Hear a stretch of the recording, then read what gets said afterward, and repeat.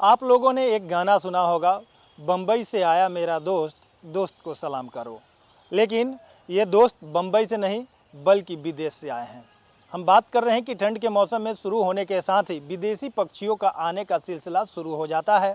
और अभी हम मौजूद हैं राजधानी पटना के राजधानी जलाशय में।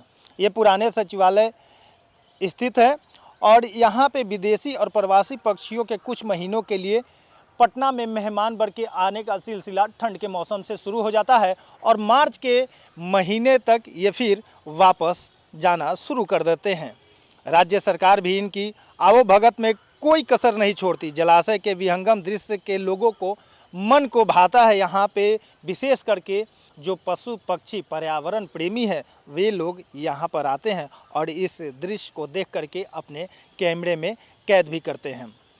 इन पक्षियों का आवाज़ सुनकर के लोग आकर्षित हो रहे हैं और जैसे ही जब ये पक्षी शाम के समय में चहचहाते हैं तो इसकी आवाज़ सुनकर के लोग आनंदित हो जाते हैं।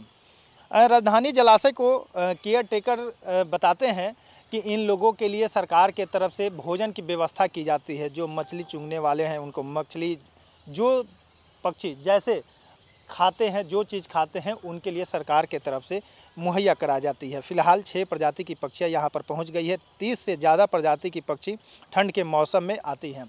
अफ्रीका, पाकिस्तान, बांग्लादेश और कई विदेशी पक्षी यहाँ पर विचरते हैं और इनकी आवाज़ सुनने के लिए काफ़ी संख्या में लोग यहाँ पर प्रतिदिन शाम में पहुँचते हैं। इनके खाने पीने का पूरा ख्याल सरकार की तरफ से रखा जाता है और यही नहीं बल्कि इन पक्षियों के लिए विशेष तौर पे देखभाल भी किया जाता है।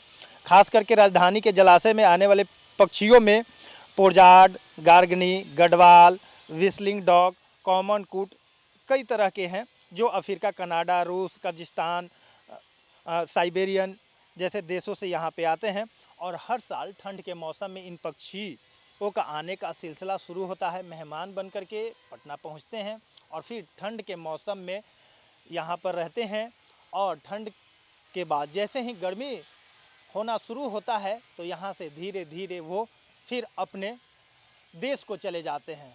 तो कह सकते हैं कि राजधानी जलाशय में विदेशी मेहमानों का आने का सिलसिला शुरू है और अभी कई प्रजाति के पक्षी यहाँ पे मौजूद हैं और इनकी चहचहाट सुनने के लिए काफ़ी संख्या में लोग यहाँ पर पहुँच भी रहे हैं और लोग इनकी आवाज़ सुन करके आनंद हो रहे हैं और अपने मोबाइल के कैमरे में इसकी तस्वीर भी कैद कर रहे हैं।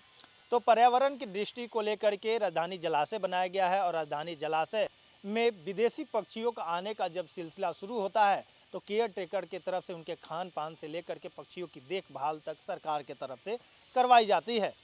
कैमरामैन फिरोज के साथ नीरज कुमार, कशिश न्यूज़, पटना।